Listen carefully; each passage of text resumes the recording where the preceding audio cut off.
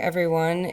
This is the May 28th meeting of the City Council for the purposes of our budget hearing. This is our second budget hearing. It's 6:02 p.m. and I'm joined this evening by fellow councilors in person. We have Councilor Greeny, Councilor Devine, Councilor Anderson Burgos, Councilor Bacon, and we have on Zoom with us Councilor Kevin Jordan, Councilor Rivera, Jenny Rivera, and I had a message that Councilor McGrath-Smith will be joining us around 6:30, hopefully.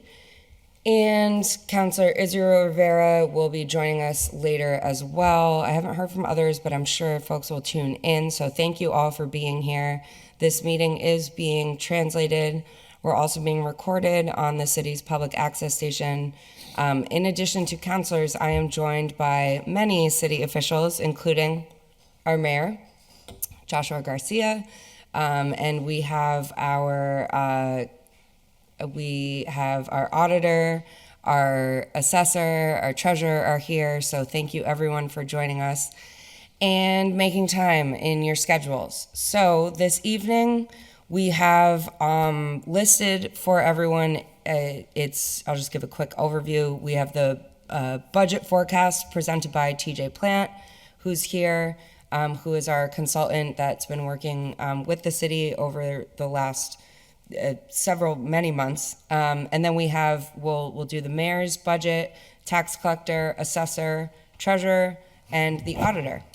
And so with that, I am going to turn this over, TJ, if you'd like to present whatever you're planning to. I don't know if you need to share the screen or... Yeah, I need to share. Screen share. I want the mayor to kick it off, but I need to be able to present to show the Jeffrey can numbers help we with that. Yep. You should be all set. Oh, awesome. Thank you. We can certainly dive right in. What we wanted to do, councilors, similar to what we have been doing the last few short years. Ideally, we would have been first, but there was some scheduling conflict, so we had to rearrange things, which is fine. But kicking off your hearings, would have been the forecasting to kind of understand. It kind of really helps lay the table a little bit, understanding the several different sources of revenues that are making up the budget. And so what TJ is going to do is kind of go over how, in a high level, how we got to this budget, so that it's clear for the councilors, answer questions, and the trajectory we're going. That's okay. Yeah, TJ, if you have access I'll to the take it screen away. share? Can you guys see this? Yes. Okay. So we've been asked to do a multi-year financial plan for Holyoke, and we were looking at fiscal TJ, 26. if you want to make it, I'm so sorry, if you want to make it just like a little bigger. Yeah. Just got to figure out how to do that. It would, That yep, earned. perfect. Yep. Okay. So the mayor asked us to pull together a multi-year financial plan to kind of look at. Sorry, the fiscal TJ, year. one more thing. I just want to, for the record, make sure that can the counselors here this evening have access to this via email? Yes, this will Okay. be coming to you as soon as we're done with the presentation tonight or first thing Okay. tomorrow. This will be awaiting them in a PDF version, but we also have an Excel version that kind of can show some of the historical, because like all the historical stuff, and I'll get into all that stuff, Okay. but it'll absolutely be available to every council member plus the public. Thank you. Okay. So, yeah, so we were at, first of all, my name's TJ Plant, and I've been around for a little while in Holyoke, but I work for Open Architects, which is a consulting firm that does forecasting and budget building, and have been assisting Mayor Garcia and the city in doing numerous things related to finances in Holyoke. So, for those that don't know me, that's who I am. This particular project was, we were asked to go in and look at multiple years of how does it look in the future and what are we forecasting. So it's a multi-year financial plan. It is a best practice by GFOA, best practice just in budgeting alone. But we looked at the levy, we looked at state aid, we made some assumptions, we looked at all your local receipts, we looked at your enterprise funds as well. Then we created a budget for expenditures related to personal services and expenses and made some assumptions based upon what we know to be happening in the industry. Now, all these assumptions can be changed and played with. It's just our best thinking at the time. So we went through all of these other areas. We look at your debt service. We know that, the city wants to kind of be able to have the ability to do debt later in future years. So making a look at your debt schedule. We looked at all that. Employee benefits. And then everything we do basically from the state is off the cherry sheet. And then obviously you have your Community Preservation Act that you've been working off of. So with that, we've projected out to 2030. So we took your current year budget submitted by the mayor and projected that out based upon a series of assumptions. And we looked at your tax levy, your cherry sheet, and we made a bunch of assumptions. And again, this is literally a plan that just gives you a snapshot in time. Everything is subject to change. So then we went through your revenue, and I'll get into the revenue in detail as we scroll through it. And then we went into the expenditures. This is how we generally look at it at a super high level. It's your general government, it's your public safety, it's your education, human services. This is how the state looks at it. It's called UMAS, and this is how they look at it. So we would put it in those categories because it's easy, but then we break it out into even more detail as we go through the spreadsheet. So, you know, like for example, I can hold on. Let me move you guys so I can see with this different assumptions. So yeah, so we go through and we've assumed like a 3% increase in different areas, like and for debt service, like for example here, we assumed like a $5.5 million debt in principal and interest is actually probably in the sweet spot for Holyoke at this particular time, and it gives you options in terms of being able to do other projects that may come up for this stuff. And then we looked at all these other areas. Now, you see red, and I know sometimes people get nervous by that, but for a budget of $226 million, $1.3 million is not insurmountable. Like it's not even like I look at that and that's probably rounding errors in my world. And I know the budget is not quite as big as maybe Springfield's, but generally like this is our best thinking, but we can always update the assumptions based upon anything we know to change. So I know when I was talking to the mayor earlier, it's just like, okay, well, it looks like we're running into the red, but most gateway cities start with a little bit of deficit or just as they try to deal with and grapple with core city core services. But,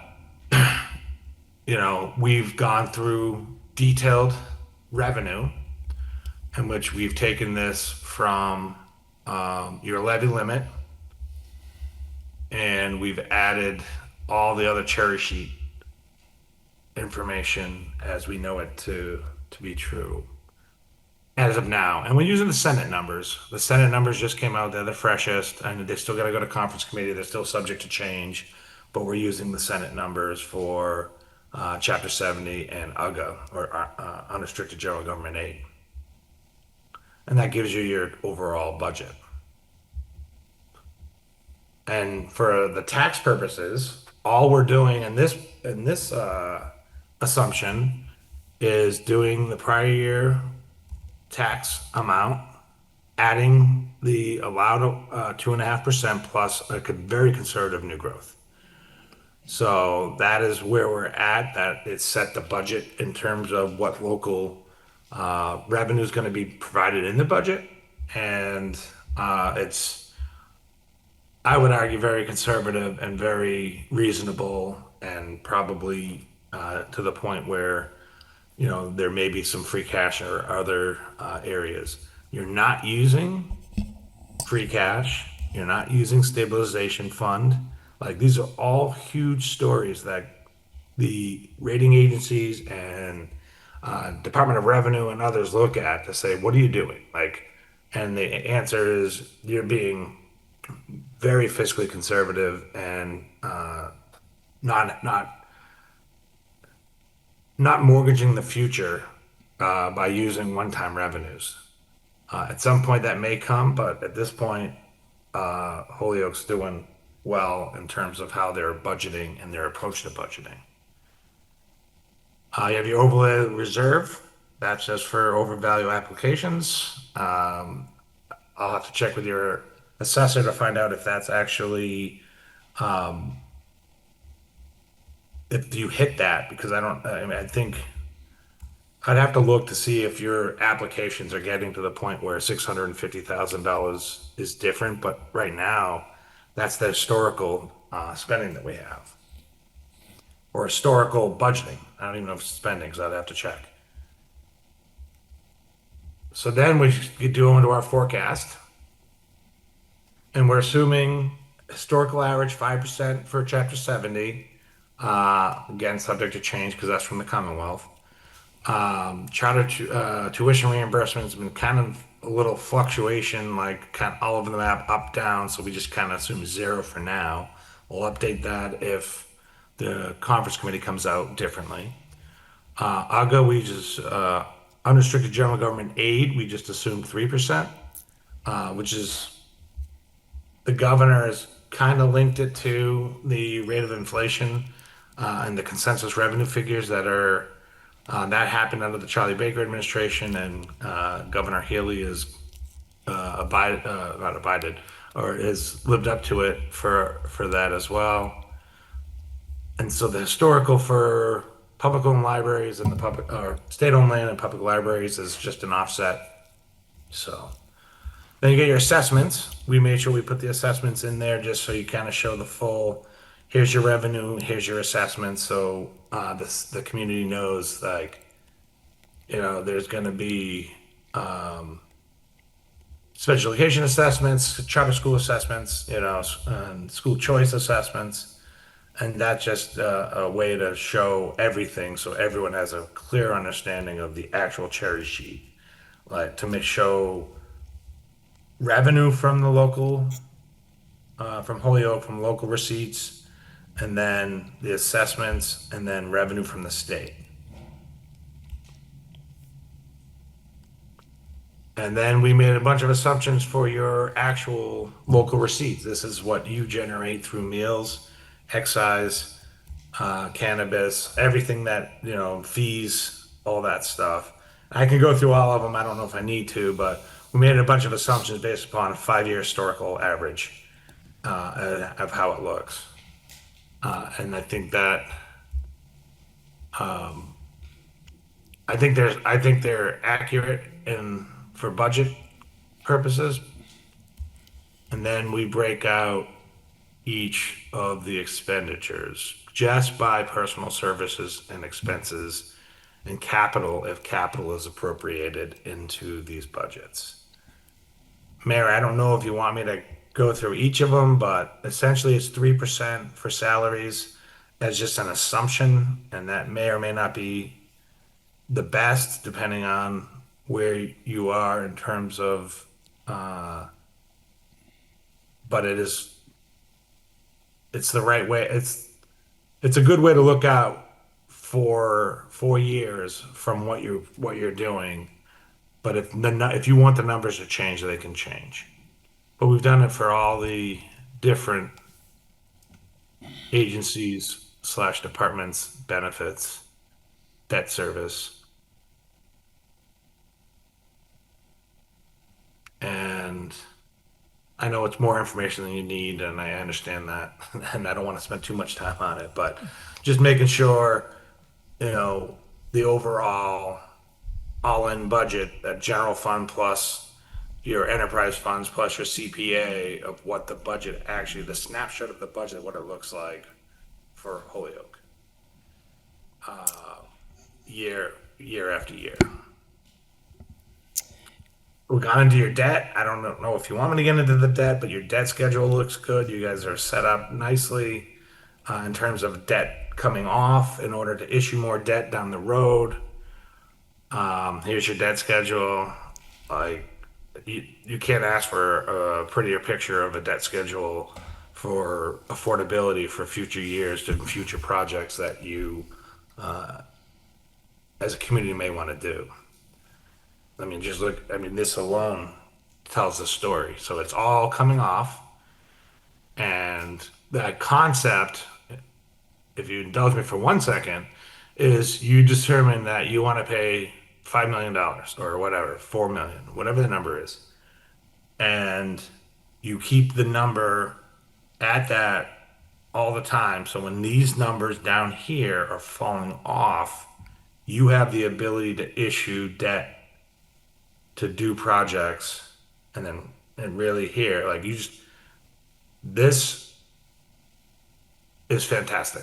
So like you have the ability to issue debt and to do capital projects that Holyoke needs, and you time it out right, this will work out perfectly for you. And I think generally that's what I have. I know that was a ton. No, thank you, TJ. That was a lot of information, but appreciated. And I want to just first, a couple of housekeeping. We're joined by Councilor Carmen Ocasio in chambers and Councilor Isidro Rivera on Zoom. And I'll let the mayor, if you have anything that you want to add before then, and then I'll open it up for questions from councilors. Nope. Yeah, what TJ's presenting here, it's a tool for all of us to keep our finger on and understand kind of, where the ship is moving. And it's always subject to change. These are all projections, assumptions based on what can, if, maybe. Circumstances can certainly change and change the whole course. But obviously you'll see there everything for fiscal year 26, which is our focus for this hearing, trying to get into the new fiscal year. But also, if we were to continue in this trend, it's always healthy and good to kind of look ahead and see where things are or are going, so that as we continue to plan between now and the end of the calendar year and into the new calendar year, preparing for the following fiscal year, we're keeping our finger on the pulse and trying to understand what our abilities are, where can we pivot when uncertain circumstances come through, or whatever the case might be. So it's a helpful tool, and although it's great, there are indicators that we can point to and celebrate and say that's great. Obviously, we always need to move forward cautiously, and I think because of the cautious hand of this council, together with the administration, and I think that's what's allowed the city to be resilient, continue to be resilient today under much of the unforeseen circumstances that we're kind of always dealing with that pop up. So very helpful tool to forecast out, and I'm hoping that you guys will find it useful as you go forward and you continue to read it through and continue to do your work as an individual counselor, working together with your colleagues.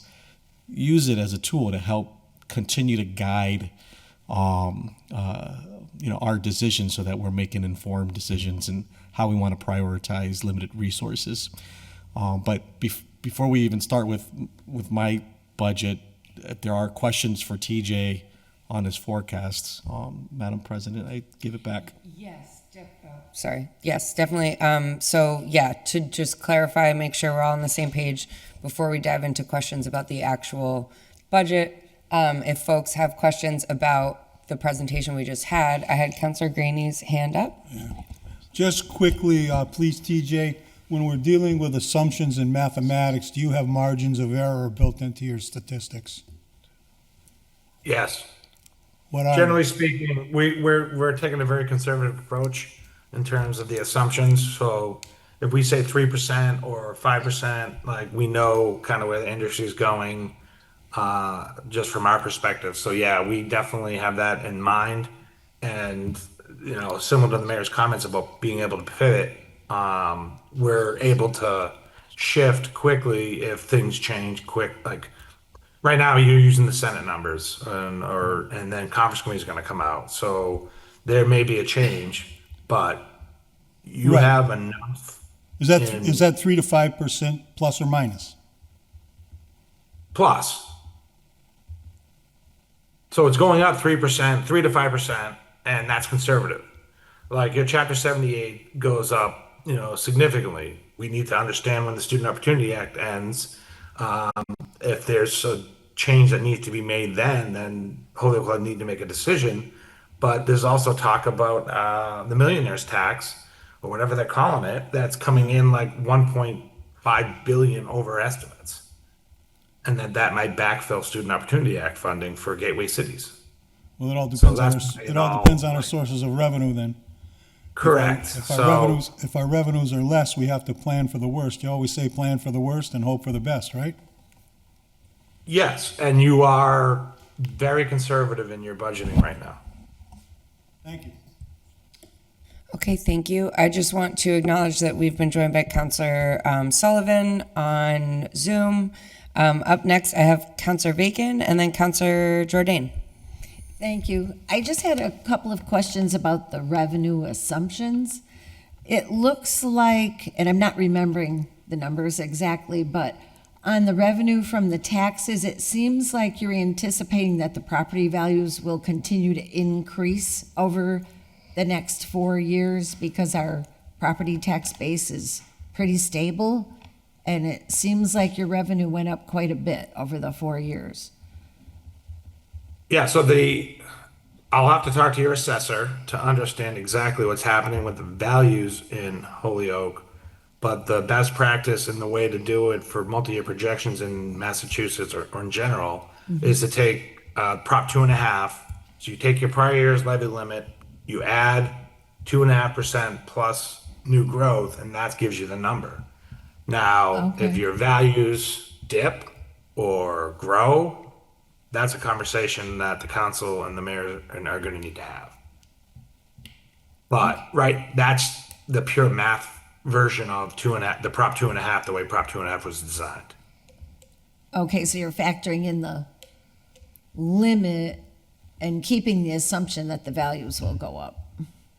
Yes. What I Okay. don't have in there, and I have to get this because I do think this is something that the council and the administration are going to want, is what any anticipated ceiling. So Yeah. you have the levy limit, and then you have the levy ceiling, and I have to so the ceiling is 2.5% of your full taxable value of all your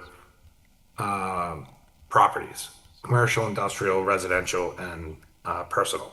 Right. And 2.5% of that is what your ceiling is, and that's prescribed by law. I just need to get a sense of what are your values to know where is the excess capacity. Right now, you seem to have excess capacity because you're not taxing to the ceiling, and nor would I recommend you tax to the ceiling. Right. But it just to make sure that you understand completely, I think I need to show you those numbers, and I'll have to pull together one more spreadsheet to show you what that looks like or may look like. All right. And if you're sending them to us, we can take a look at them. And then my only other question on the assumptions was the cannabis income, because that seems like that's drying up pretty much. So are you just looking at in the revenue from sales? Yeah, so there's two areas of cannabis. There's the host community agreement, which is Right. somewhat problematic in the sense of the Commonwealth is looking at, is there an actual impact for hosting cannabis companies? But then Not there's also the not the host sales community of, agreement. sorry, what was that? Yeah, the sales, the excise taxes. Yeah, so the other part is sales. So the sales is the one that we just kind of leveled.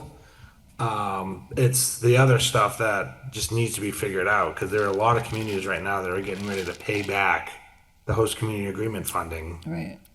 piece because there wasn't as much of an impact as they thought, or so it's an ongoing topic that needs to be debated and understood of what it means financially, and we weren't going to put it in to the analysis. So it's based on the sales Sale. income? Yeah. Okay, thanks. TJ, in your sheet there, does it show in your budget sheet your revenues, Yeah, give it the one trend second. of the collection of excise of sales of marijuana? Yeah, give me 1 minute, Mayor. Sorry. And I think you said that you kept it the same, which is probably a good idea. Just so you know, Counselor, that I don't have it in front of me. I know last time Tanya and I will look at this, we show an upward trend of the collection of excise tax and the sales of marijuana. But there's always also the conversation about, is there going to be a plateau? Yeah. Competition's going up. So we haven't Saturated seen market, we yeah. haven't seen the plateau currently, like, 'cause every year we collect more than the previous year. But obviously in our assumptions, we should budget, a level amount, assuming that it can go down, right? Rather than project an additional increase that might not be there. Right. Thank So, you. Mayor, I think we Just- leveled it, but I got to double check Yeah. and get back. No, to that's you. fine. Yeah. Okay. Thank you. Thank you. Okay, so I have Counselor Jordan, and then I have Counselor Rivera after that. Okay, great. Thank you, everybody. Really appreciate TJ and the mayor doing this projection. Very helpful. Just a couple of questions. I saw that you did do the 2.5% on the tax levy plus the new growth, which seems perfectly reasonable. Do you feel that we can make it work for that? Because I know certainly I've been advocating to get the tax levy to get where we're at a point where it's 2 to 3% increases that are manageable for families in the city, as opposed to 5 and 6%, which are really kind of taking it to people and they're really feeling that. So based on what you're seeing so far, you think we can make this work on the 2.5% plus new growth? That's where my head goes, is that 2.5% on the tax levy, and then the new growth I think is a little low. But I'll defer to the assessor for that. But I just think that is a nice conservative way of going about it to understand where Holyoke's going with, like, in the next 4 years. Like right now, nothing looks daunting. Does it mean that you're not going to have challenges? Absolutely not. You're going to have challenges, and there are going to be things thrown your way. But I think it looks good in terms of that way. Great, great. And it's all stability. It's all can you negotiate contracts that you can sustain? Can you do cost of living, or not collective bargaining per se, but can you do contracts with the spending that is sustainable? I mean, everything that comes Right. down to is Right. can you do this over the long term, and what is the impact if it's bigger than you think? Right, exactly. A couple questions for you. On the capital outlay piece, I didn't see anything here. What are you using for an assumption for the budget for capital for this year? Do we think we're going to end up spending $1 million on capital? Where do we see capital expenditures for this year?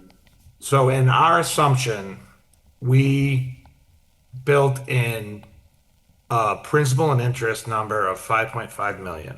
It's basically saying that Holyoke can afford 5.5 million a year towards principal and interest. Is it going to come to that? I don't know. Depends on what you issue debt. What that buys you is the ability to do capital projects that you may not otherwise have or think you have.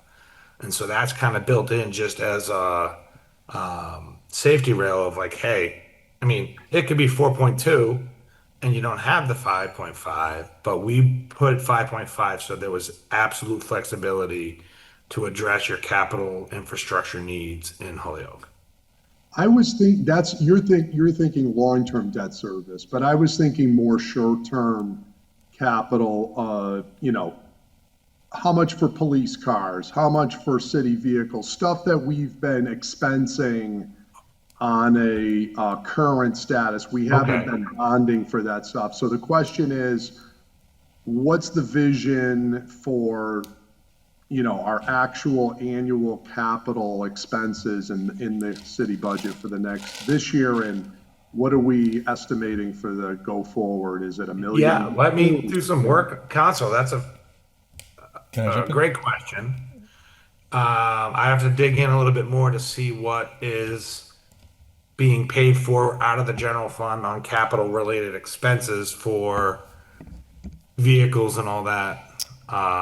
TJ, it sounds like the mayor would like the chance to weigh in when There's Yeah, two no, there's 2 he's points. the boss, though. No. Just 2 points. The first point is coming. So our contract with TJ, he's currently helping us get through, into the new fiscal year. Coming July, and departments are on notice. There will be a memo going out to everybody. TJ's going to help put together a 5-year capital improvement plan for us. So that, as far as having a tangible plan with our capital needs outlined in detail, that's where I want to get us to going into the new fiscal year. But as far as this current budget, like all I maintain currently is a back of the napkin list of things that I think we need or that have been requested, and those are things that I'm gonna as far as this budget in front of you, there's no capital purchase requests, but just like in previous years, like for example, we want to budget every year for the purchases of 3 new cruisers. It's like what, 300,000, I think. That's the strategy we're using when free cash gets certified. We'll throw it all in our stabilization account and we'll revisit it then. So when we get there, we'll have capital investment conversations on the interim until TJ can produce to us the final product with an actual plan we could all, we could all work with. Thank you. Thank you for that. I look forward to reading that and appreciate you preparing that. Question, I wanted to ask you about your retirement board estimate. I think in the margin it said 3.5% per year. Is that consistent with the PERAC schedule?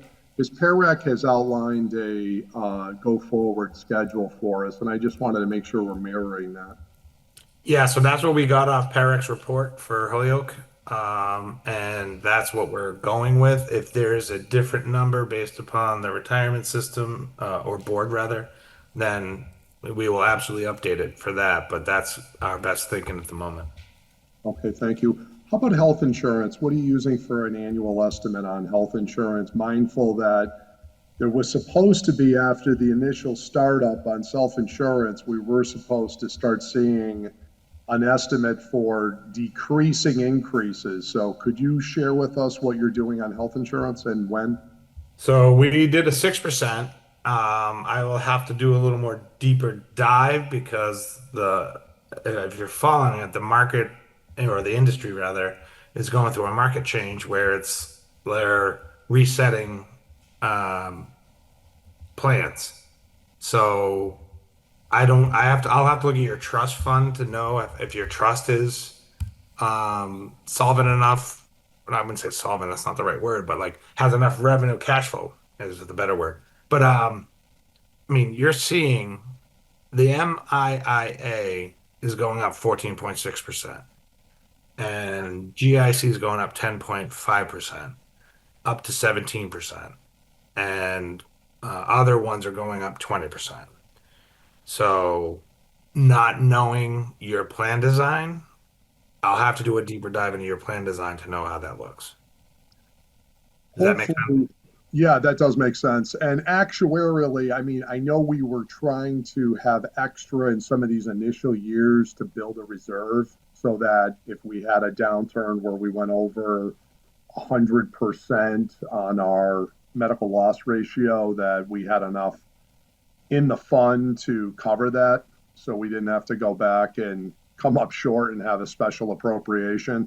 Yep. So wasn't really anticipating any major reductions in the near term, but I'm just kind of wondering at some point, we should be getting a dividend coming to us by way of this conversion to self-insurance, and that should be leveling off to more manageable increases. I was interested to see how you were accounting for that in your estimates.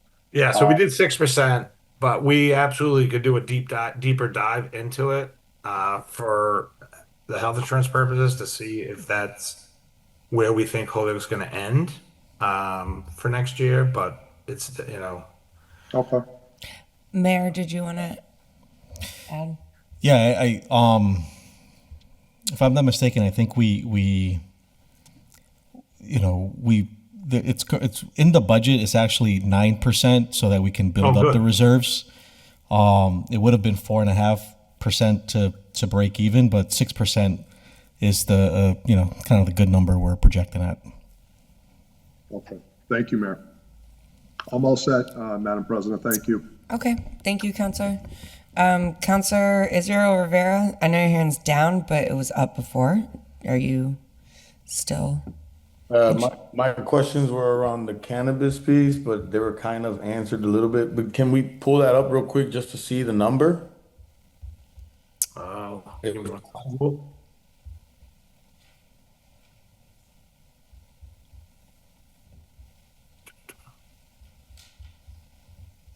Yeah, give me one sec. I gotta pull up a different spreadsheet for you for that. No worries. It's just interesting to see. I've never actually seen the actual number that gets brought in. So being able to see that kind of helps out. Yep. Yeah, I think it's like at 700,000. Rory, do you have the numbers?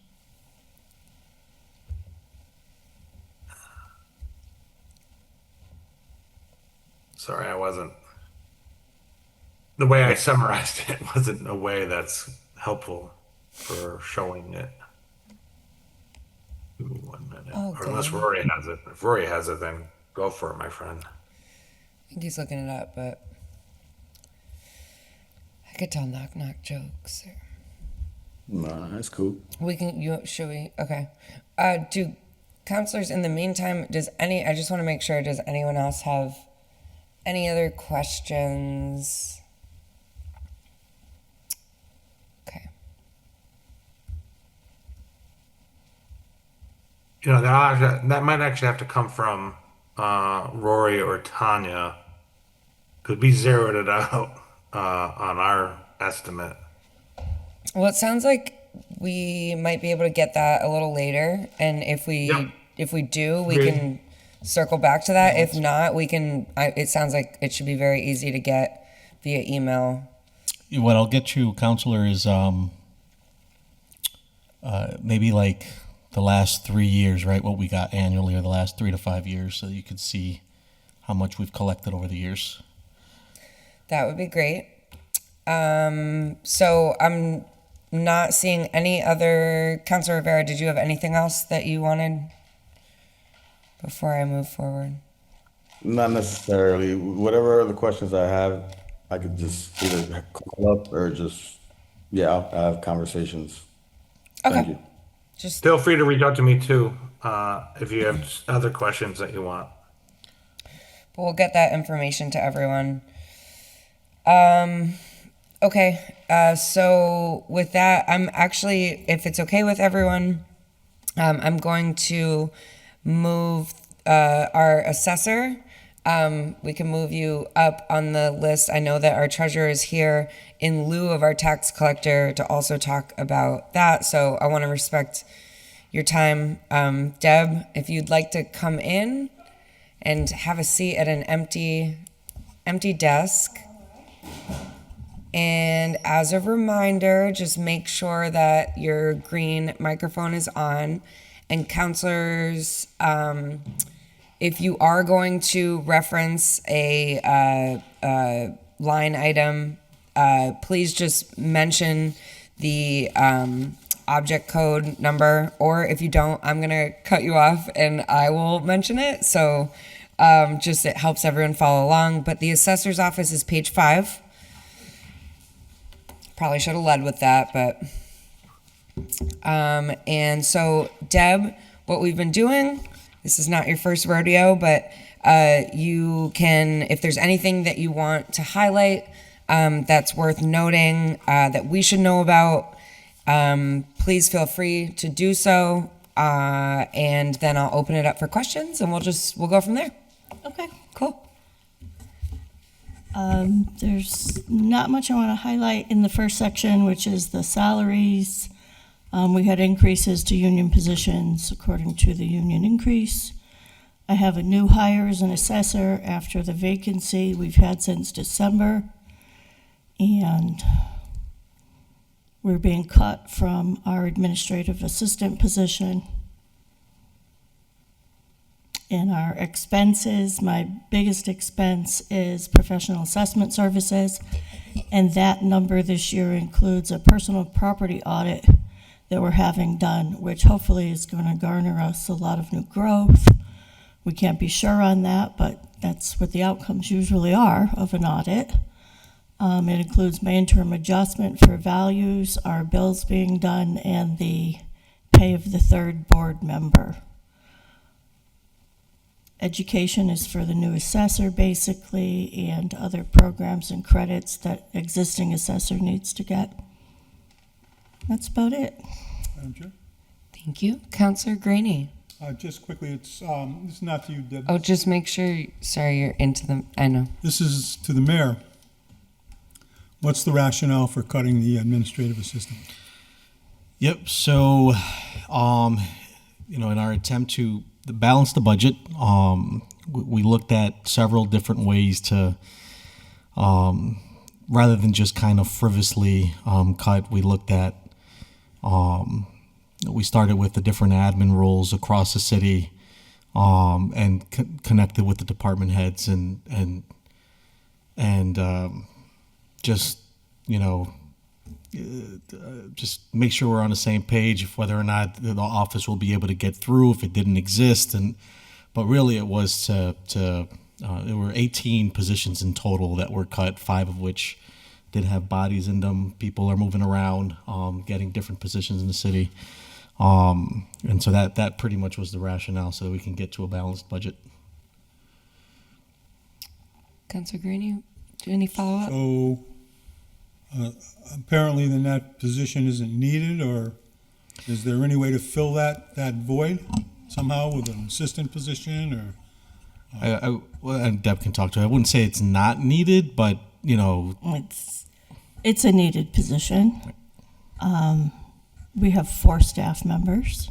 I have been without this particular staff member for 6 months while they were out on leave. They have just returned, and the position is being cut. We had quite a hard time. And the other assessor had left in December as well. So since then, it's just been 2 of us maintaining the office, and it's been quite difficult. Now I have a new hire that I have to train, as well as trying to catch up on what I'm behind, and I've lost this position. But it is what it is. Well, the reason I asked is that this is probably one of the most important departments in the city, assessing our property, and I'd probably suggest that we may want to revisit this. Thank you. Thank you, Councilor Graney. I have Councilor Jordan and then Councilor Bacon. Okay, thank you.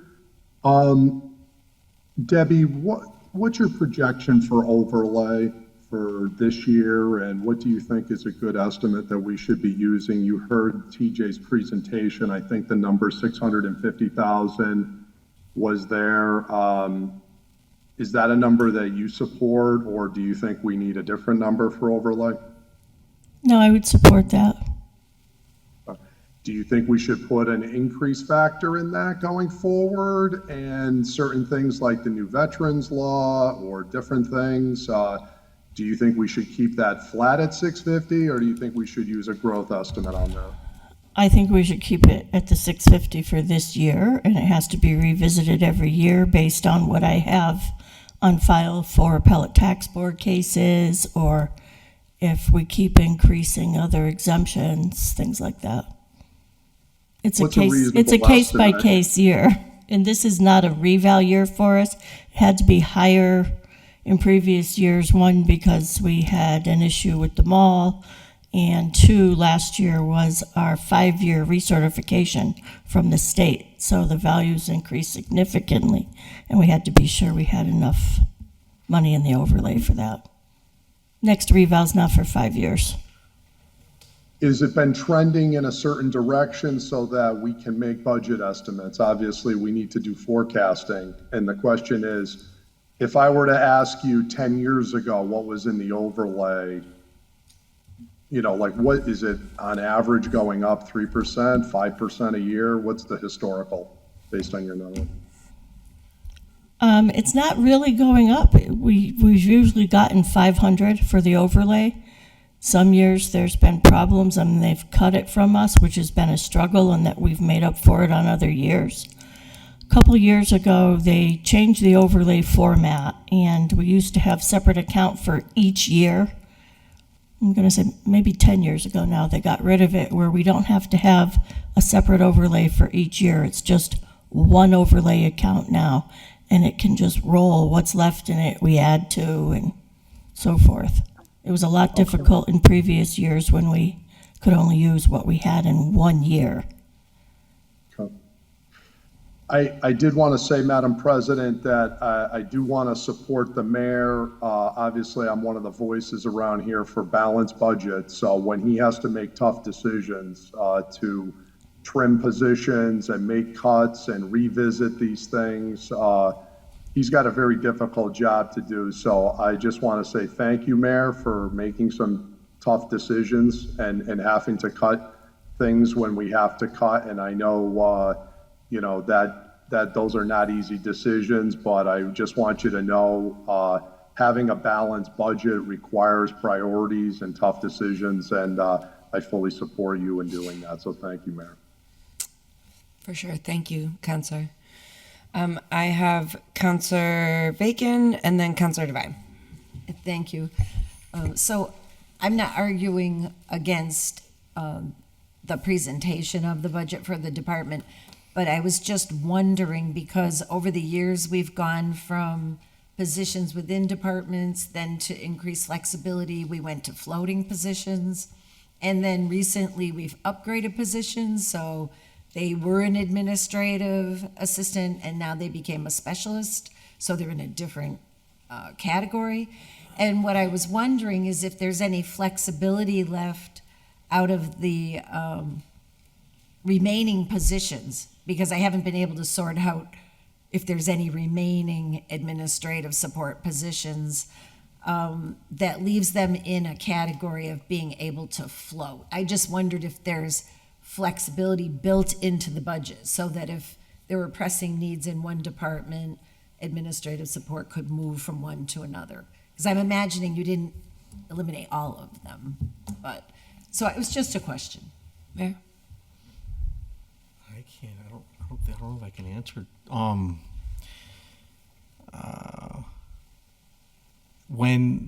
So there isn't any, that's structurally the way the budget's set up, right? Like there's an open position.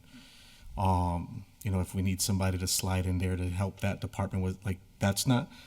But the departments do help and support each other, when necessary, or when they are. And I know that the staff in the personnel office usually do a really good job trying to figure out, like, making sure that needs are met when, you know, let's say someone goes on vacation or someone gets hurt and they lose their admin assistant Right, like and I no know one you is can't there show that kind of and they thing need here, somebody there. You know what I mean? in that way, but I was just wondering if there is that flexibility that if somebody's like, hey, I'm in a situation Yeah, I want to of say, like, duress under some unusual circumstances, if there is that flexibility, because I thought that's what we did with the floating positions, so, that's all. Madam Chair? I have Counselor Devine and then Counselor Greeny. Thank you, Madam Chairman. Unless I've missed it, has the free cash been certified? no. Not yet, okay. And it's probably not in this budget, but maybe tomorrow you can talk to me about what we have left in ARPA funds, Okay. unless you know now. I believe community development, you have her as part of the hearings, right? That department, right? I Yes, think that's a new thing. you Alicia, I started can on. check So when with her. Alicia comes in to address, we Okay. can certainly talk about. that's next week. Yeah, thank you. Counselor Greeny? Yeah, just quickly, I understand the fiscal responsibilities of cutting positions and so on and so forth, but we also have to have important departments in the city that run efficiently. And sometimes if we cut a position and we create another position from somebody outside the city, spend the same amount of money, it seems like musical chairs. That's all I'm saying. So just for the record, thank you. Sure, Mayor. I certainly don't disagree. It doesn't feel good to cut positions at all. I can tell you this, though, the revenues presented, the budget was done all conservatively. We learn, our revenues, new revenues every week. But as we get to closer to calendar year end, before we set the tax rate, we'll have a better idea of what our fiscal position is. Like, for example, our small surplus between what's budgeted and the levy limit can be much greater than what's currently showing at the moment by the end of the calendar year. And at that time, obviously, we'll reconnect with departments and see how they're doing and what's going on. If it turns out that it's, a very dire situation, then we'll be having a conversation at that time, whether through a supplemental or a fiscal transfer, moving monies around. We can certainly make sure that any department is drowning. We'll go in there and support them any way that we are able. So it's just something we have to just continue to monitor.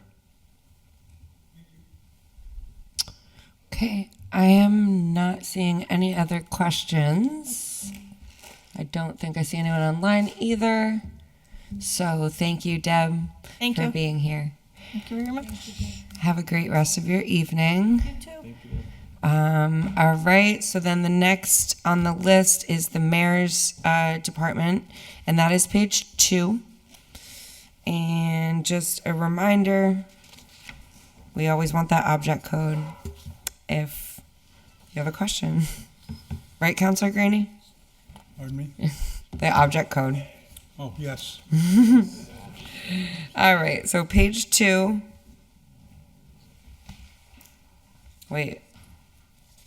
I thought page 2 is the mayor. I'm sorry, page 3 is the mayor.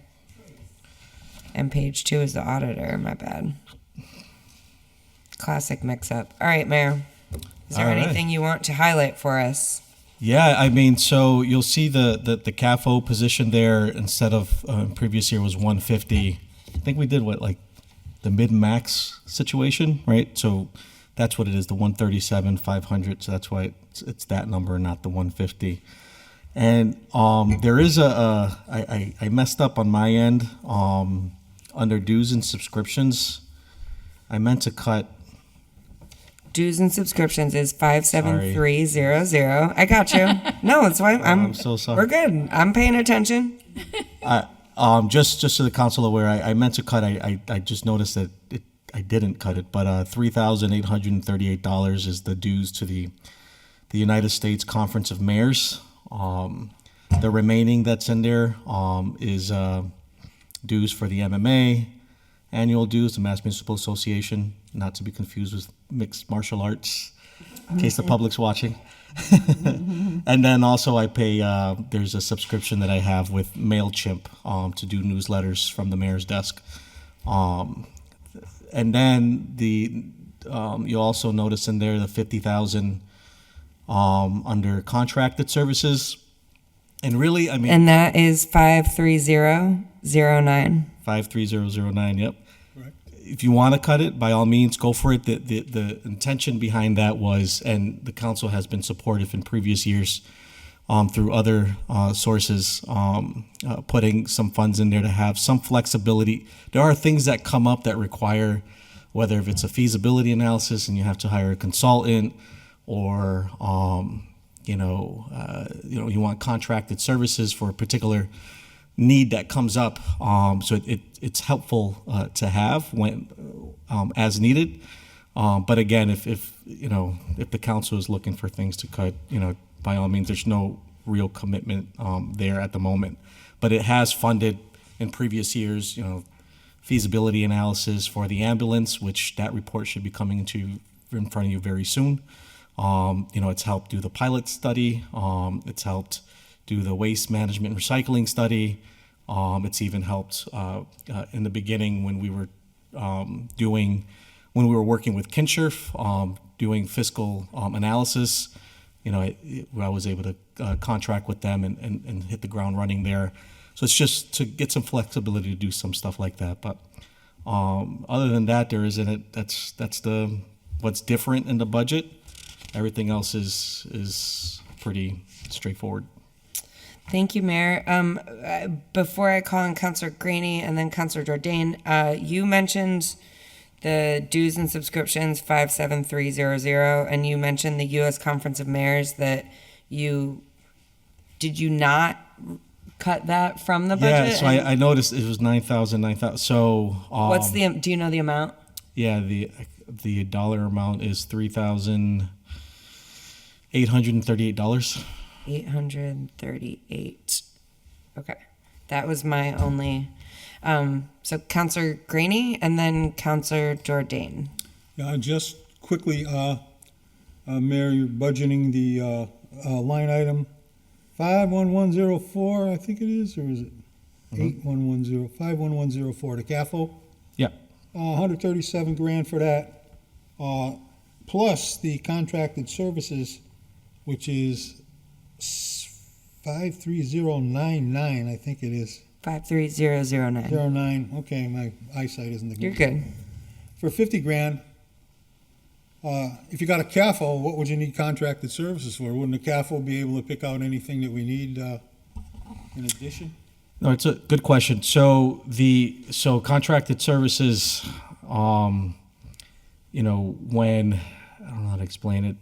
So there were a couple of things that we've done in that line in previous years to handle things as things come up that wouldn't necessarily be under something that CAF.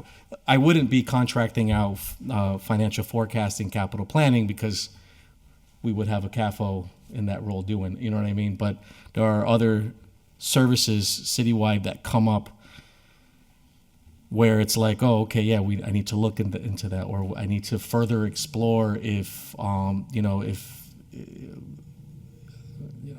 it could be a particular expert in a subject area that we need to further explore before we pursue additional resources or get support to sustain or whatever the case. So that's what that is. It's like the flexibility to respond to things as needed. Okay. Thank you. Councilor Jordan. Hey, Mayor, so just so if I understand what you told the president is, you're okay if we cut the $3,838 out of the 9,000? Is that what you're suggesting? Yeah, so I meant to cut it out, and I'm looking at the budget. I noticed that I didn't. And I remember you bringing it up last year, and obviously we evaluated that. Since I've been here, I get the resources, the information, and I don't go to the conference in Washington. And also they have mayors meetings in other parts of the country. there hasn't been any value for me. So it'd be appropriate if we just cut it. Okay. We'll happily accommodate you, no worries there. But the MMA one is very valuable. I Please take don't. full advantage of that. Of course, And no, 38. No worries there. Hey, a silly question, but the $4 that you have in these 4 $1 line items, can I cut those? where? Oh. 51500, 51510, 5158. Oh, wait. I don't know why that's there. I can explain. It was Oh, the treasurer can explain. Oh, okay. I don't know Or if, the auditor. if the auditor's on. She Yes. can easily. I see your hand up, All Tanya. right. Sorry. You're on mute, but Sorry about that. there, you're good. Hi. So what's been happening is personnel has been charging off vacation time and sick time and FMLA, which is a really good thing. They set up the ESS system. But in order for us to be able to transfer money into the vacation and sick, the vacation sick, and you'll see a workers' comp if somebody from that department goes out on workers' comp, but you have to have an appropriation in there to be able to transfer money. And what happens is they're getting charged off directly. So we have to transfer the money just like the injured on duty. We have to transfer it down into those lines. So we put $1 in there so that way we weren't breaking, Mass General Law with appropriations. Okay, very good. We'll leave the $4 there, no problem. It's in all the budget though, just so you'll Is see. it? Okay. Yeah, it's in all the Oh, different yeah, it budgets. is. Yep. Yeah, Interesting. Okay, well, now we know what that's all about. thank you. Mayor, if we were to leave a certain amount in the 50 grand, what would be reasonable if you had something just come up? Is it like maybe if we left 10 or 15,000 there, if we were able to do that and maybe pull out 35, at least you would have something to start the year for doing something that would come up maybe before you could come in with a supplemental request to us. Would you be warm to that? Yeah, half probably, because that's probably much half, what would all right. happen. Because whether it's there or not there, 50 is modest. There's always things that come up, and we come in front of the council, and sometimes it takes about a month and a half, or to go to committee, come back, and so this was to have that So yeah, either way, I'd be coming here in front of you one way or another. So it was just to have that flexibility to respond quicker, but and honestly, I don't know what might come up. So there isn't anything planned at the moment. So yeah, half, 15, 10, whatever the council is able to do. Okay, I would be, maybe we'll do the half, and assuming 7 or 6 other people agree with me. But, and then I was thinking, if you do use the 25, if that's what we end up leaving, let us know what you're doing the analyses on, and, what kind of reports might be generated, because I think it's helpful for the council to take, to know what's going on for those kind of analyses, and making sure that if there's any reports generated from that we're reviewing that, and, educating ourselves on the good information that comes from those. Yep. Thank you. Thank you. Anything else, Councilor Jordan? You good? I'm all set, thank you. Thank you. Councilor Reagan? Thank you.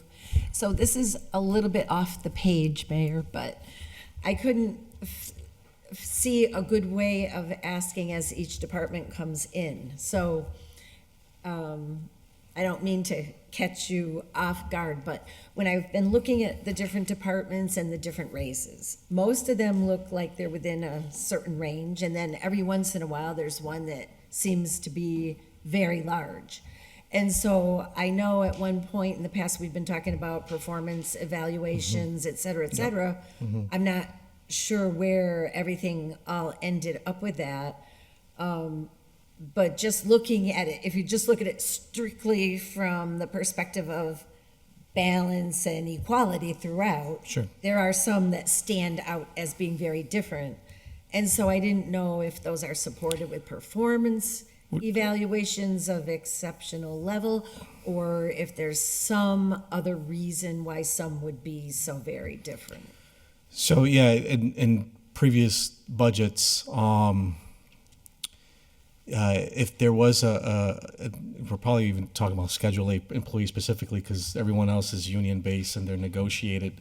What I try to take into account is the not necessarily a pay increase, it's the competitiveness of the value. So it's like right sizing the position, so I don't lose the people in this role. So that's what I think that's what you're referring to. That like in previous years we did 2%. Yeah, and I'm not even thinking of a certain job. I'm just. So we'll say like, okay, we're gonna for Schedule A employees we're gonna do 2%, but then there's like 2 or 3 employees like we saw the tax collector, the assessor. I think 2 years ago or about a year ago where it was a larger increase than anticipated. It was more about staying competitive so they wouldn't leave the job. Yeah. Rather than performance. Right.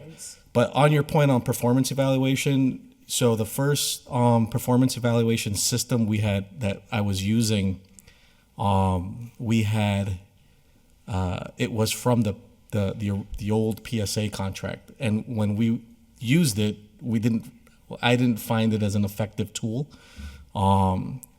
In this new contract that the PSA have, and they ultimately agree to, there's a much better tool in there that I want to use so we're consistent across the board with all employees as we try to roll this out and get into the habit. And I was going to start doing that going into the new fiscal year in July.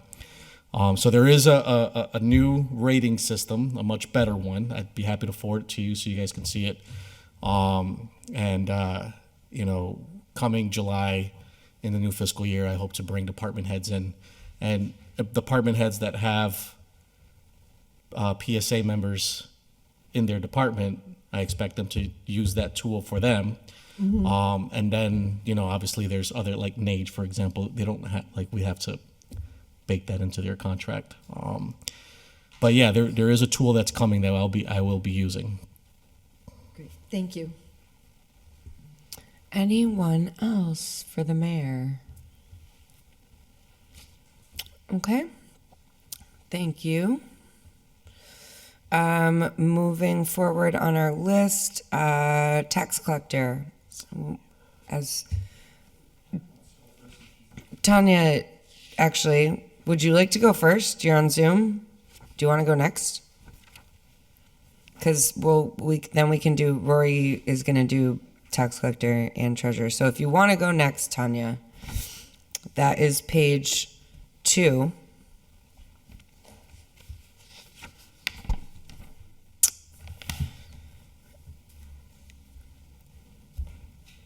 Oh, you're on mute, unless you feel strongly about not going next.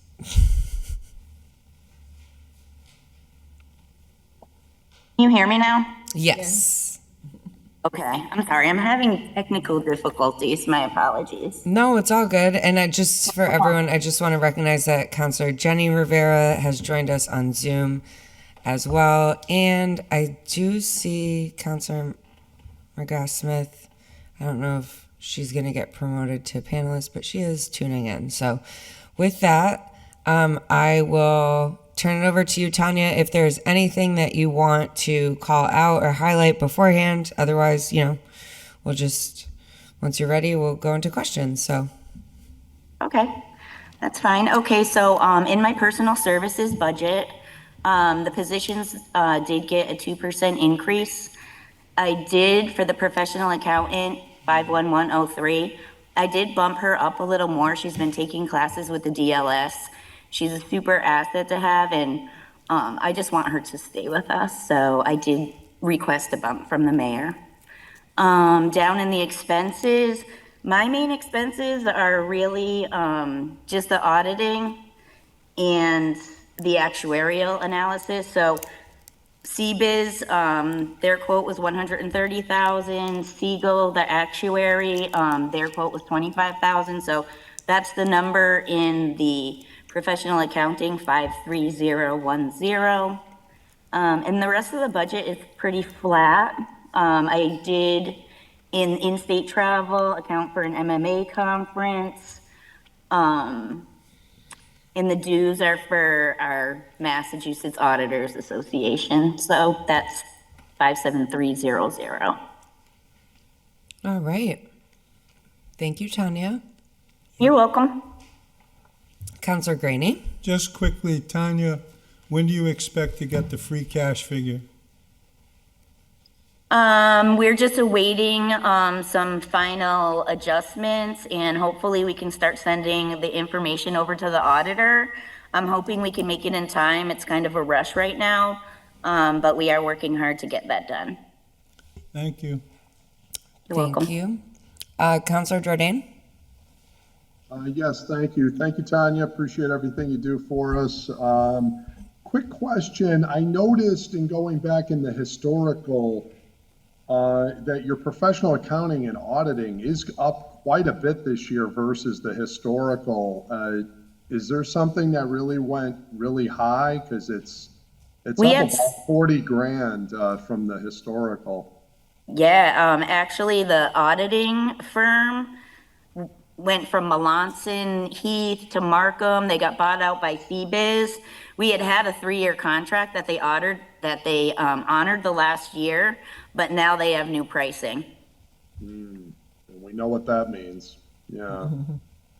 New pricing is never lower pricing usually. It's never lower. I mean, it'd be nice if it was, but Now, let me ask you, is this something that are you putting this out to a bid in light of this or type of thing? Or did we sign is this a multi-year engagement? I just received the quotes.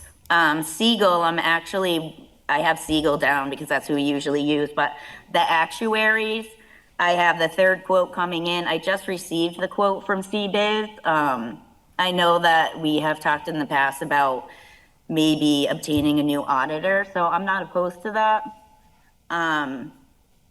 But I don't know if I'm gonna have time to do it this year, and they're still working on our 2023 audit, and we have for 2024, I'm hoping they can do 2024 and 2025. So Well, I'm not opposed. might be, so you can do just a 1-year deal for this year? Yes. And then maybe over this year, we can see if we can get a multi-year quote. That would. Yeah. Yeah. I also think there's maybe some things we can do internally to save money. Okay. So if we have a new structure and people have some free time, like we could do, our reconciliations with the general ledger and the treasurer's office, but there's things that we could also do, so. Thank you. Some other housekeeping things. Was the Schedule A filed? No, not yet. Still not yet, okay. Yeah, you have to file And, the Schedule A before you actually can certify your free cash, so. well, I guess that's where I was going with the last question, because it would seem to me, how are we ever going to get the free cash certified if the Schedule A isn't filed? And because I thought one came horse before cart, and I just wanted to see, are we days away, weeks away, or is that still a question mark on the Schedule A? It's still a question mark as far as I know, unless the mayor and Rory have some input. Yeah, so, and you're absolutely right, Counselor, and we're in the same position as we were last year. You know how free cash finally got certified, I want to say, like mid-June, I think. Right. And no worries, I'm not gonna bring forward crazy list of things. We'll just have one transfer into the stabilization and we'll deal with the rest later.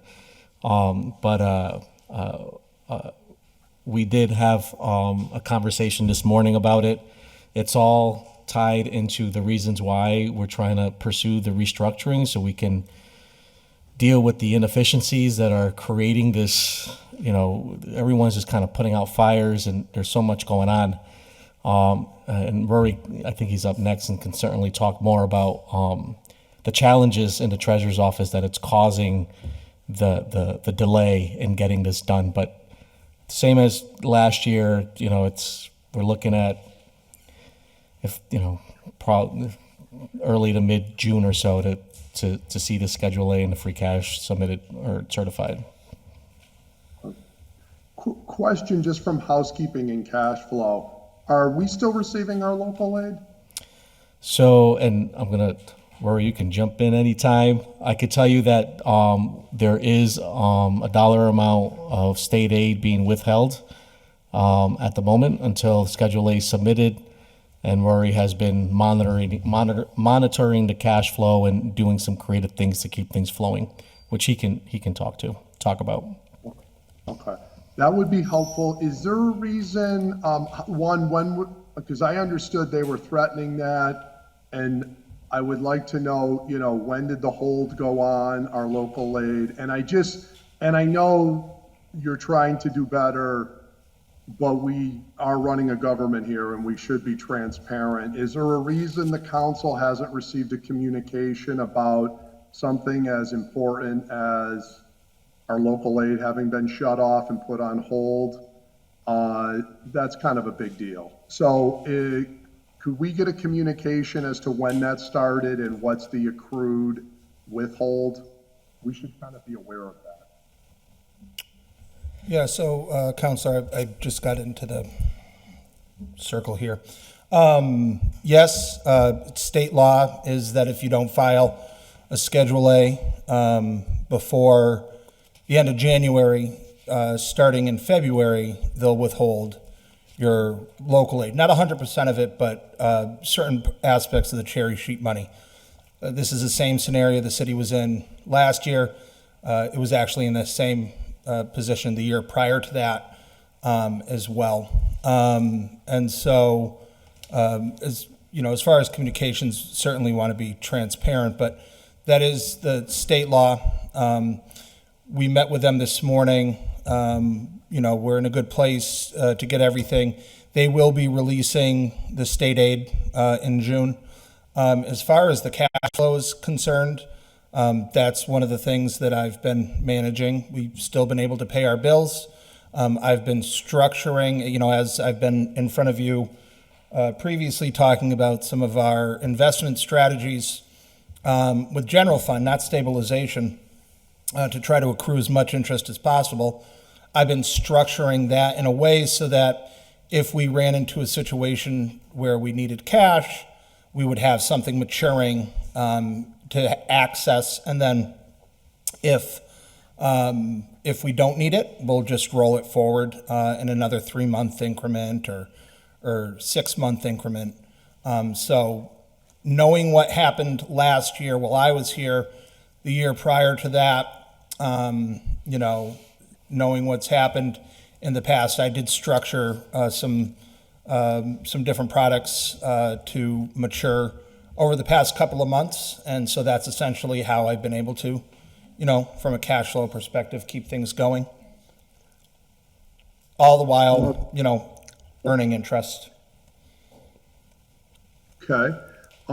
So February, March, April, May, how much is our average monthly local aid payment, and what's the value of the accrued withholding at this point from the It's state? about $8 million a month. Okay. So that would be 1, 2, 4 months at this point, so 32 million. Yeah, roughly. Okay. All right. And we have enough, and we know that the Schedule A will be done in the next couple of weeks, and everything is going to go smooth by the end of June.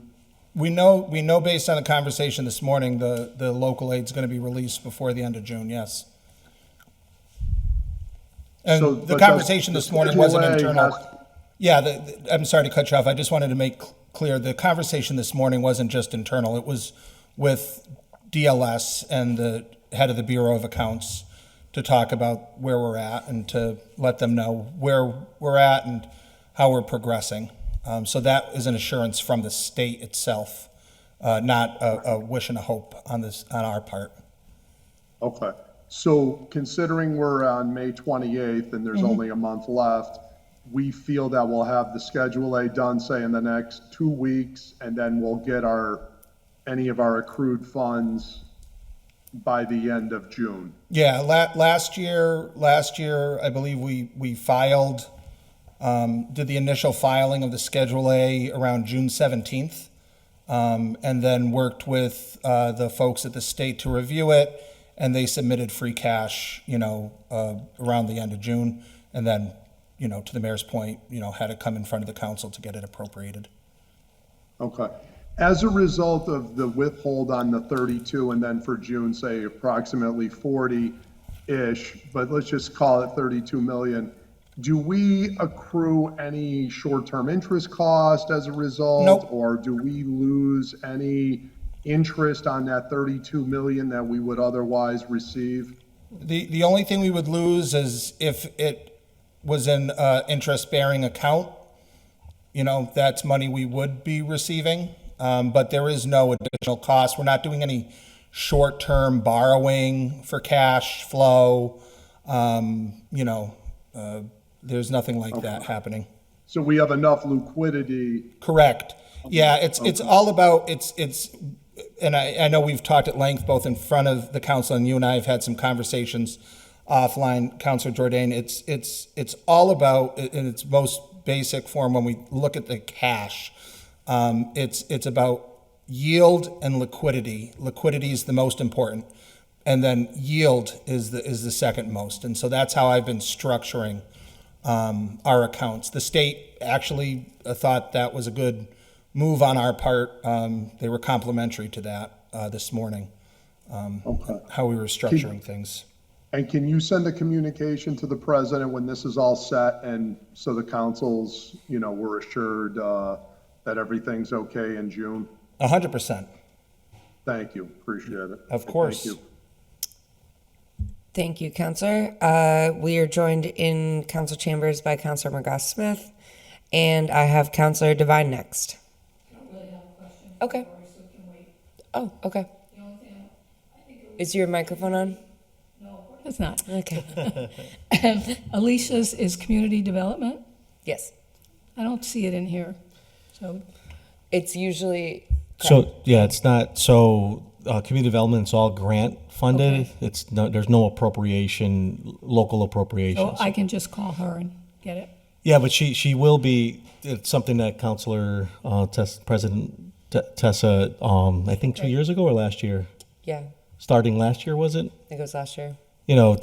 Even though it's not an appropriate, like it's a department, we should treat it like all other departments, and thought it'd be a good idea to get that department in a hearing Sounds just good. like this, so. Thank you. Anyone else for the auditor's office about the budget? Alrighty, thank you, Tanya. Thank you. Thanks, Thank Tanya. you. Have a good rest of your night. You too. Okay, so up next, the treasurer is here. We have the tax collector. Do you want to do that first? Is page 8? Yeah, whatever the pleasure of the council is. If I could just answer a question that was asked earlier. And Oh, sure, of course, yeah. Get the data. I know this has come up quite a bit, and it's actually a pretty positive trend. It has to do with the cannabis excise tax. So in fiscal '23, we received, it comes in quarterly, okay? In fiscal '23, excuse me, we received $640,895.23. In fiscal '24, that number went up to $702,295.50. And so far in fiscal '25, the numbers have really expanded. To date, we haven't received our fourth quarter. We actually won't, and this is separate from the state aid conversation we were just talking about. This comes in quarterly. It'll also come in June. The next quarter, we won't know what it is until they send it to us. But to date, we have received $683,159.09. So we've already, in only 3 quarters of '25, exceeded '23, and we're outpacing '24 considerably.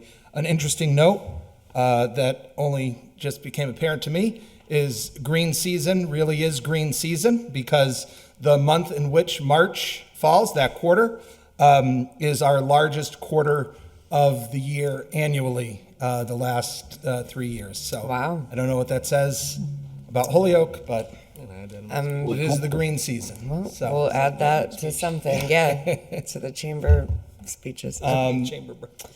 so All right, so we'll go to, thank you Yeah, for answering that. we can do the tax collector, and just so we're all aware, the reason I'm here is our fabulous tax collector, Laura, is a brand new mom. Yay! And so she her little baby Ava, her husband Bobby Shaw, Sergeant Shaw from the police department, welcomed that new child just a couple weeks ago, and so we, I said I would be more than happy to kind of pitch in. She went over her budget with me. I can do my best to answer questions, but that is why I'm here. It's a pretty good reason. Yeah. We'll take it. So, Yeah. however the council would like to do it, we could start with the tax collector and then move on. Sure, yeah, let's just do that. If there's anything that you think our tax collector would like us to know, please feel free. Yep. So, really, when you look at the tax collector's budget, the expenses are flat, no increase from what was budgeted last year to this year. The increases that you see are on the personnel services, and those are contractual increases or small cost of living increases. So it's relatively straightforward. There is when we get to my budget, the treasurer's office budget, I should say, we'll talk a little bit about postage, because there was an increase to postage related to the tax collector's office, and we had an internal conversation. We just felt it would make sense, since the postage is right now budgeted for, and that has to do with our deputy collector. All municipalities have a deputy collector that's essentially the collections agent. It's not a city employee, it's somebody you contract with. We had, similar to what Tanya was saying in her budget about contracts, and we had a very wonderful agreement where most of our postage was being covered by the deputy collector. They no longer are doing that. We are exploring other options, but what that means right now is that they're the ones that actually produce our bills and send them out, mail them out. So that is now going to have to be absorbed by the general fund budget. And we are looking at different options on how to do that. But that is an added expense that you see in the treasurer's budget and not in the collector's budget. But I'm happy to answer any other questions you may have. Thank you. I see Councillor Jordan, your hand is up. I had just one quick question, Madam President. It relates to advertising, which is down on line 53430. Could we have an example of, what our 8,000 is getting for advertising in the tax collector's office? Yep, absolutely. So that has to do with advertising different tax liens that statutorily were required to advertise in the newspaper. If you look at what had been expended in this budget page, we actually see actuals closer to 16,000. That was a very big year. That was an outlier, which is why she wasn't requesting more. That had to do with the number of tax liens and the fact that liens hadn't been recorded against properties in a number of years. So there was a huge increase that year. This year, we're back on a more manageable place, but that is the advertising. It's specific to tax liens and needing to advertise them in the newspaper. And there are some other places statutorily they have to be posted. So it has to do with that. Okay. Is that also, Rory, relative to like periodically we put in an ad, or I don't know if the paper does it as a public service, or we put it up on the website when we'll say, this group of people are way behind and they haven't paid their taxes type of thing. Is there any of that in there as well? Yeah, so we should all credit Laura for this, because in the past, you're absolutely right, Counselor, there'd be an expense. What she has done, in addition to the postings that are required under law, is she's actually taken it to the next level where she's researching people and reaching out to them directly on Facebook, on different social media, trying to reach out to them and say, hey, you're about to go into a tax lien. You should pay. We want to try to cut down. We don't want you to have these added fees. She has used social media. She has a tax collector's page. The mayor has shared that, and it's taken off like wildfire sometimes. But I do know that one of the things we've talked about, and what you're mentioning is in the past, if we had a large list of sewer liens, or if there was a vacant landlord that owned a bunch of property and we wanted to take an ad out in their hometown paper to try to, get them to pay attention to Holyoke. That is not budgeted for here, but that is something that, we would continue to explore as an option. Well, I appreciate that. And again, I do not enjoy publicly shaming people, and again, there has to be a threshold, there has to be amount, there has to be, you're so far back. But at some point, we got to bring some of these recalcitrant ones to the table. And in order to say, look, you call them up, you say, can you get into a payment agreement, what have you? But if they're just like blowing us off, then maybe, that category of special cases, we do have to make an example out of and say, look, this isn't right, and these people are not even trying. They're not calling your office for a payment plan or anything. I put it akin, and I love it when the mayor puts up when, we see the overblown dumpster, and then he'll put up on social media, call, this is, Mrs. Jones out in Woolburn's dumpster, and it's, everywhere.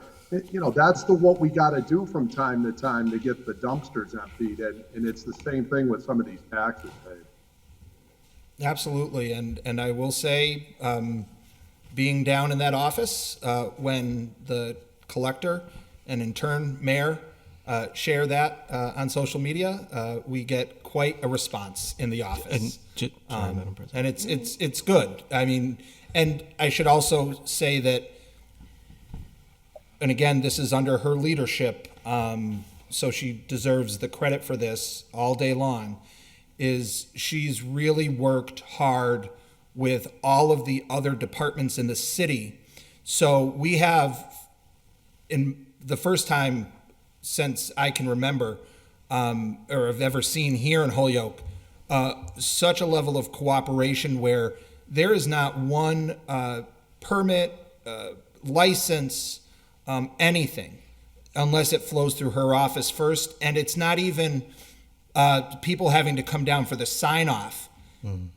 Those departments work with her directly. They pull a list of everybody. So when somebody goes to get a license, somebody goes to get a building permit, whatever it is, they're told by the clerks in those offices, we can't even issue this until you deal with the collector, and in some cases the treasurer if it's back taxes.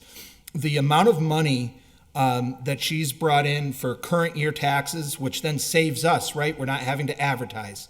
We're not having to file $105 lien cost at the registry. All of those ancillary costs, she really has taken that lead and has done an amazing job and deserves a lot of credit for that. Did you want to? Yeah, I was just gonna say, Laura is doing an amazing job down there. And just so you're aware, when the tax collector posts the delinquent, folks that didn't pay their taxes onto the paper, think that I think that's Mass Journal, like that has to be done, posted on a local paper. And all I do is just take a picture of the paper and I share it. So I'm not doing anything out of bounds or out of line or anything. But certainly, because of the platform, it helps really elevate. And I hate doing the public shaming too, but I do it and get it over with. But that's after that's after attempts. And Laura, to her credit, and I echo everything that Rory just said about her, she does reach out. Hey, do you know this person? Does anybody know this person? She does her best to try to connect with folks before, and then the overflowing trash that, I know I've heard some comments, why don't you try calling them or sending them a letter or sending them a fine? And I'm like, why didn't I not think of that? We've done that. This is after multiple attempts to say, please stop it, where we do the public shaming. But yeah, Laura's doing great. Counselor Reagan? Thanks. I just wanted to check in because I thought there was also a payment plan option if people were stressed out, that they could come in and set up a situation. So it's not 100%. all or nothing. No, So I no. think it's important. I don't think too many people are probably watching this at this point, but No. if they are, it's good to know that they can do that. Yes. Yeah, so you're spot on, Counselor, and that is so setting aside any conversations about how the offices could operate if they were merged, but the way it works right now is the collector can only enter into a payment arrangement, and this is state law,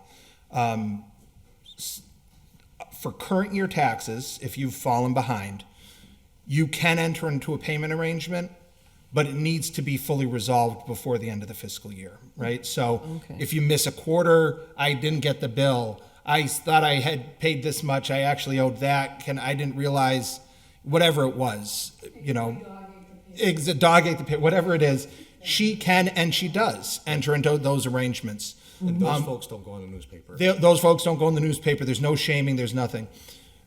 Once a lien is put on their property, I dealt with a homeowner yesterday who is there's already a lien on this particular property. They haven't paid anything in the current year.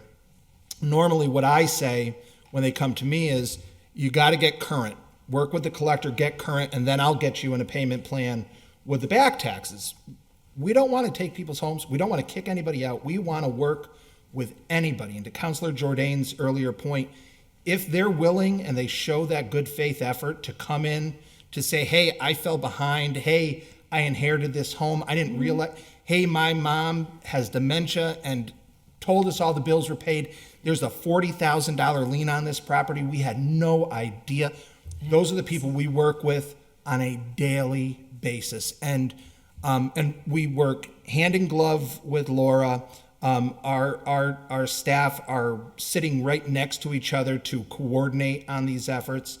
And since I've been treasurer, one of the things I've really been trying to do is even if folks thought they were in a written payment arrangement, thought that they had something, we document, and we get everybody in a written payment arrangement that works for them in the most generous terms that we possibly can, while at the same time, making sure that the city is made whole. And our payment arrangements can go out multiple years. We work a lot of times with folks to get to a place where they can close on the property, sell the property if that's what they wish to do, or just make sure that we're not, going to foreclose on them. If all they can, if they're in a fixed income and they can only afford so much, we will work with them. We get them in writing, and then we're able to honor that. Whomever comes next will be able to continue to honor that, so long as they honor their terms of the agreement as well. Thank you. Yeah, absolutely. And if for anyone listening or counselors, those calls, and Laura and I are on the same page. When we get those calls, we're very sensitive, because we know more often than not, folks didn't want to get into that situation. They got an angry letter. They think somebody's coming to foreclose and kick them out of their home next month. And that's not what we're in the business of doing, right? So please, and I've had counselors reach out and try to connect me with folks. let us know if there's somebody you want us to reach out to on your behalf, or if you have somebody you're working with. We will work with anybody. They just need to take the effort to reach out to us. So thank you for asking that. Thank you, thank you. Anyone else on the tax collector's office? I'm not seeing any others, so we will go to the treasurer's department, which is pages 6 and 7.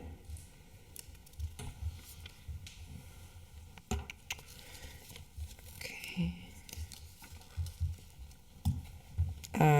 And so once again, Rory, if there's anything you wanted to know, I know you mentioned postage, which is object code 53420. Yep, so postage, postage went up from last year for the reasons I mentioned. Postal rates also are going up. I mean, I had asked for more. It got cut down. I think the number that the mayor proposed is reasonable, though we don't know what may transpire during the year. I know that there's at least one rate increase. I don't know if there's additional rate increases that the post office. One area that we're hoping cuts down on the number of postages as we invest in some of these new technologies, cutting down on the number of checks that we issue, because we can start sending people money, vendors money directly via ACH. So, and that actually leads me to the increase on 53010, professional services. I know that when Kelly Kern was in here at her hearing, she had mentioned that a few of us had put some money aside in our professional services line specifically to continue the Munis upgrade work that we've been doing. We didn't want to skip a beat, so we don't expect those lines to need to be budgeted at that level year after year, but we're hoping to have those budgets intact so that our work can continue on July 1, that we don't have to pause or take a break in that work. So that's the increase there. Those are the only two big increases or changes to the budget. A few lines got cut from last year, but what the mayor is providing here is reasonable, and certainly what we can work with. On the personal service side, the increases, any increases you see are contractual increases. Thank you. Yep. Councilor Bacon? Thank you. So my question is a bottom line one. So when I add together the office of the treasurer and the office of the collector, I come up with a little over 782,000. And then when I look at the optional budget of the consolidated office, there's a bottom line of 638 plus. Yep. And from my perspective, regardless of what else we do with the reorg, this is going to happen in terms of the appointment of the treasurer due to the vote of the people. Yeah. And there's nothing that would stop us from combining those offices. It doesn't have to be all or nothing. So my question is, why would this budget book be so much different than the combined? If you give me a Budget. second, I'll pull up the combined so I can answer that question for you.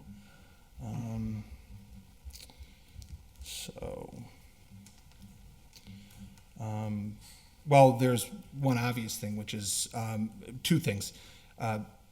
In the budget book, the optional budget book, you'll notice that there's 51101 is listed twice. That's usually the department head object code.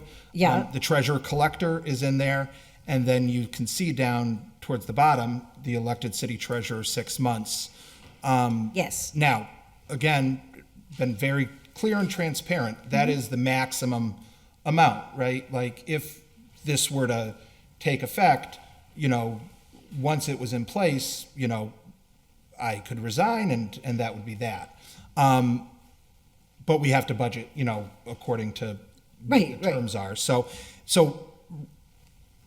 right off the bat, if we were to jump a year forward, and I think some of our projections we've talked about at these meetings do, project out beyond 26, that $43,000 disappears. That's not an expense that's necessary in the budget. So that's almost like inflating the number, if that makes sense. Over here. Well, right now in the general fund budget, I don't want to call it the general fund. They're both Basic, fund we'll budgets. call it the basic book. Let's go with that. big book. In the big book, you have the treasurer's position budgeted at $85,000. Okay. I will tell you this, and it's up to the council to decide. You'll be hard pressed to, that in and of itself will need to change because you can't budget more or less. It's an elected official. Right. We wanted to show what it would be like for the full year because if you don't merge the two, you're going to need to have a treasurer. Right. And 85,000 is probably a mid range, but you may need to budget for more than that if it was going to be standalone. Yeah. But just for the purposes of this, we couldn't do anything. There's nothing else to put in there other than the Okay, so 85,000. that explains about approaching half the difference. Yes. So Yep. I'm just, And so then when we look at some of the other lines, certain things got merged. So professional services / tax title certification, 53010. That is the money that Laura budgeted for the tax title certification and the $30,000 to help with the munis upgrades that we had already, because that project would still need to continue. And pretty much all of the other lines, because there are unique things, right? She pays for all the parking tickets in the city. Right now, that's in the collector's office. That would be in the collector treasurer's office. So that's where some of that goes in. The other thing I would point out is right now, what you have is if we forget about the elected treasurer position for a moment, in the optional budget, okay, you have a treasurer collector, you have an assistant treasurer, an assistant tax collector, right. Which is a very common structure, and then you have 2 revenue collection specialists, okay? So currently as it stands, in the tax collector's office, you have the tax collector and you have an assistant and a revenue collection specialist. And then in the treasurer's office, you have the treasurer, assistant treasurer, 2 payroll folks, and a floater that's now called administrative assistant. To your earlier questions, that structure does still exist. And that person, even though they're budgeted for in the treasurer's office, floats and actually sits at the tax collector's window and spends a lot of time on that. So in this scenario, when we talk about adding the comptroller position in the optional budget, the payroll personnel would fall under that. So they're moved out. They're moved out of this and into the comptroller's budget, which is also So listed. that accounts for the remainder. That's exactly. Okay. Yeah. All right, thank you. Yep. I appreciate that. Of course. So, I guess went around a very long way to probably just say, you're going to save $43,000 if you combine and we do the Modernization Act. Are you good, Counselor? Okay. Counselor Jordan? Yes, hi. Rory, thank you again for coming in. I wanted to ask you about a number of transfers that you've made in your expense lines. I had the opportunity to review the audit reports through 2 weeks ago, And I observed that you had removed out of a number of lines here that you're requesting yet again $75,000 in transfers. Specifically, I'll give you the rundown here. Let me get the numbers for those keeping score. Line 52400, you transferred out $1,500 from what we had originally appropriated.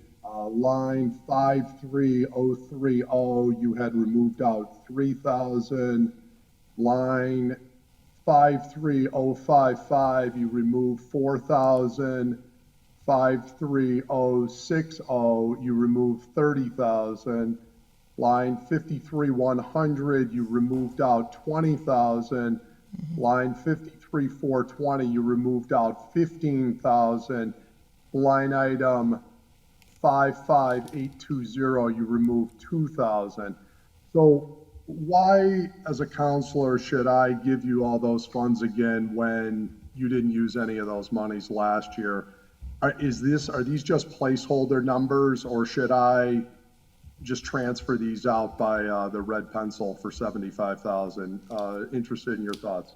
Well, sure. I mean, we transferred those into other lines where we needed to expend. So, for example, there was a line, that I had submitted a requisition, and the auditors said they would prefer that if I would move money from, kind of a more antiquated line into a different line, right? So, and that had to do with the filing of our W-2s and getting our W-2s and 1099s prepared.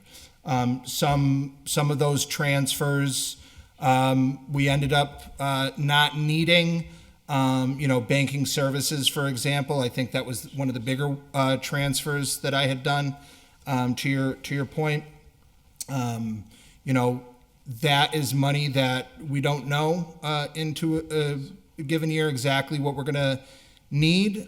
In this case, I was able to work with People's Bank, and certain expenses that we used to have to pay, we didn't have to pay.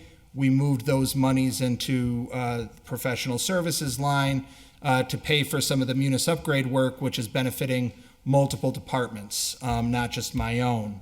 I will let you know that some of those fees, unfortunately, I think will be coming back. They are restructuring, and we can spend a little bit more time talking about that, but that's something that's happening across their customer base, not just for the city of Holyoke. So I believe just about all of that money still lived within the budget. In my budget, I don't believe I transferred money outside of my expense lines to other budgets. You could correct me if I'm wrong on that. But those were the purposes. They were all legitimate reasons. Some of them were at the request, like I mentioned, the auditor. Some of them, obviously that's where they should get paid out of. If we're going to pay, for professional services, it should come out of 53010. Fair enough, but I would say that you're requesting 30,000 for professional services, so that's what I plan on giving you is 30,000 for professional services. These other lines, there's no history that you're actually spending the money on what the council's being requested to appropriate it for. So my general disposition on those type of scenarios is we cut it, and then if you come in and say I'm something more than the 30,000, then you're going to come in and have to make your case to the council for the extra.